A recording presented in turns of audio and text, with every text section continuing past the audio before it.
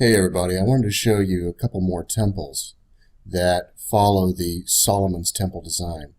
What we find is that over history, this particular temple architecture is used over and over to represent the human body. And that's why we see the certain temples designed the way they are with, say, the Ark of the Covenant or the altar located in a particular location, which is actually the head. And we see that the second larger chamber, which is the chamber of the body, we see that the incense altar is actually located where the heart is located. Now, Ari Schwaller de Lubitsch, which I pointed out to you before, when he looked at the temple in Man in Luxor, this particular temple right here, what he discovered was that as he went through these particular rooms and he read the hieroglyphs were actually pointing to these specific areas on man's body. And if we take a look at this as compared to the Temple of Solomon, we see that that kind of thing also exists. This is the Temple of Solomon right here. And where you see these particular things, such as the altar, the porch, you see this area that narrows. This is the body area. The heart is located in an area which is where the temple is located. Let me show you something that you can find from ancient Egypt also. In ancient Egypt, the Hall of Osiris that you're probably familiar with. If we take a look at this art right here and we overlay the Solomon's temple on top of it, we can see that the Ark of the Covenant is located in the head. If you see this area right here that's angled down, that's actually where the neck goes.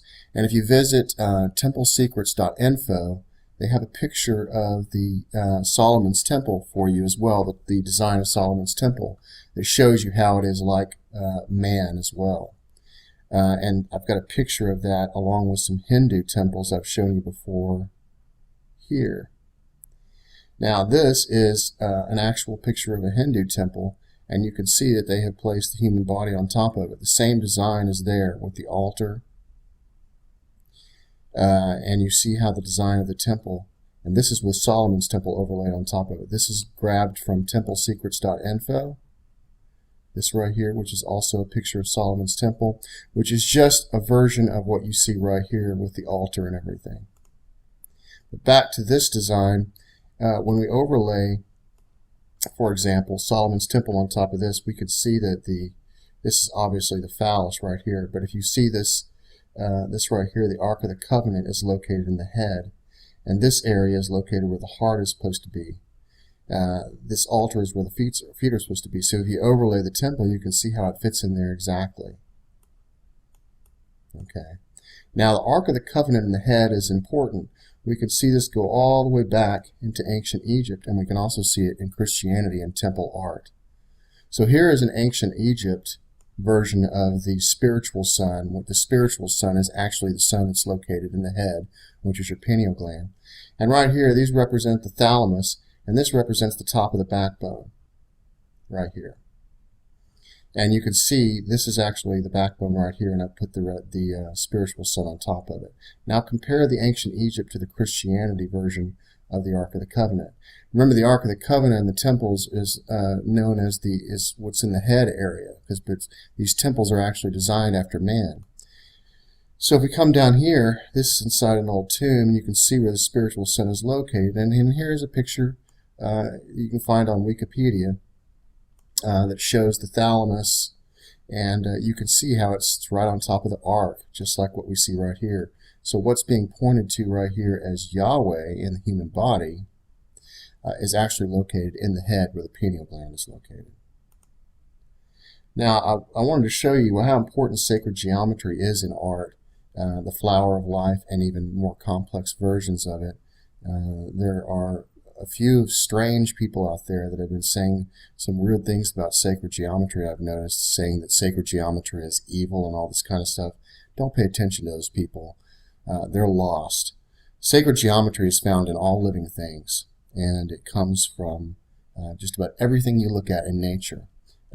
If you go one step above this particular flower of life symbol right here and you make it a little bit more complex, I've shown it to you before. What you'll see are concentric circles that exist inside here, and that allows you to really take a look at stuff. But this is some sacred geometry that we see right here.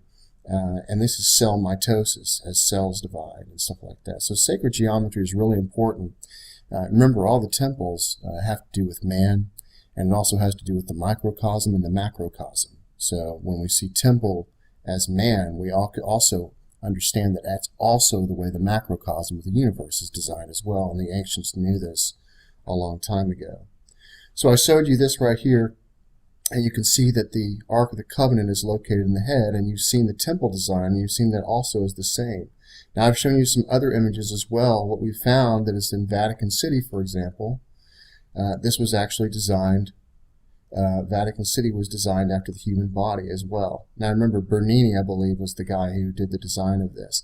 And what we find in the old cathedrals and the old temples and stuff like this is that the people that put together the artwork they hid things in the images. They hid things in the architecture and in the art itself. Now, when we take a look at Solomon's temple right here, and we zoom in on the area that represents the head, and I want you to notice that we have a cross up here, and that cross is located in the head. I'll show you why that's significant in just a second. But if you take a look right here with Solomon's temple, we can see with an overlay what's being shown here in this design. And that's located in the head, and you can see the human body as it's meant to be laid on top of this, and how the legs follow the buildings, and in between the two legs you have the road that exists. I have another one to show you the area of the head, and if you can see the crucifixion, which is located where the pineal gland is located. And if you'll notice, this is slightly off to the right, but that's because of the way that Google Earth does the shadowing.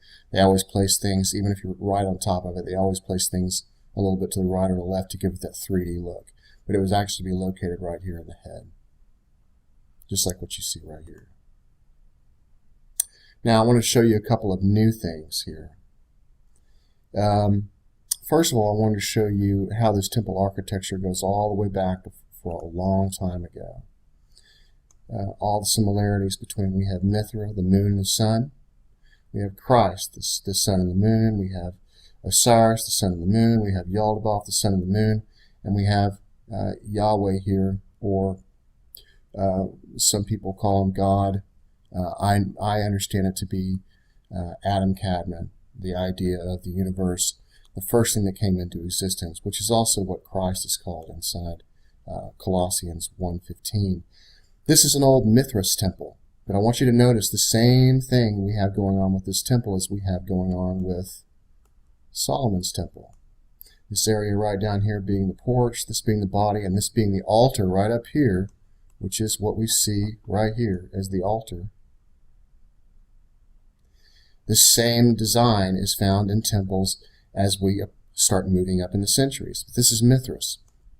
Another one I wanted to show you real quick was,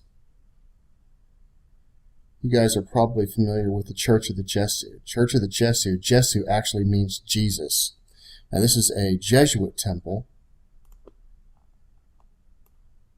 And when you walk in to the cathedral, and it's the Mother Jesuit Church, this is also where the triumph of the name of Jesus is, and that is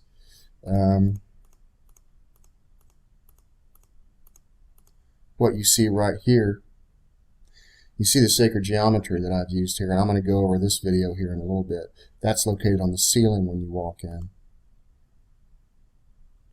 But let's get back to this particular image here. This is what you see when you walk in, and when you take a look at the floor plan, which I decided to grab, first of all, here's Solomon's temple right here. Now here's something really interesting to notice. The Holy of the Holies, where the Ark of the Covenant is located, is in the head. Okay. The incense altar is where the body is located, where the heart is. You see the porch, the two legs that come down the altar. Now when we take a look at the floor plan for the Church of the Gesù, we can see that what they have done is that what they have incorporated is the same design that we see all over these other temples. The altar, right where this altar is located, that we see right here, that's actually in the head. And you see the incense altar from Solomon's temple is right there. right in the middle of that circle. And you see the width of the arms, and as they come down and as they end right here, we have the same design going on. But this design that we see right here, where the pineal gland is located, is where the altar is located. And you're going to see that in all these temples, the ones that you look at. And the reason that's important is because it's called the Holy of Holies. It's also called the Ark of the Covenant. And so many people believe that the Ark of the Covenant was just this device that the people carried around with them. But they don't realize that there's an esoteric understanding of this as well. And that esoteric understanding of it, if you know your symbolism and your images and these types of things, and you understand that that Ark of the Covenant is located in your head. And your head is actually the winged globe. That winged disc actually represents the head. And we'll go over that in another video. But anyhow, I wanted to show you this particular thing here with the Church of the Gesù. And if we take a look in here, what we see is where that head area is located, is we see something that looks a lot like, this is the lamb, but this is actually the trapezium inside the Orion Nebula. So if we're looking at this as the macrocosm, which this church is full of, especially the triumph of the name of Jesus. So we take a look at this image right here. The trapezium inside the Orion Nebula, that is what is actually located inside the head. And so this area up here, as we approach the end right here, is in the head. And so there we go. There's the Church of the Gesù temple design, and here's what it looks like with man on top of it. And so I'll be adding this to my temple architecture playlist. And you guys take care. I'll talk to you soon.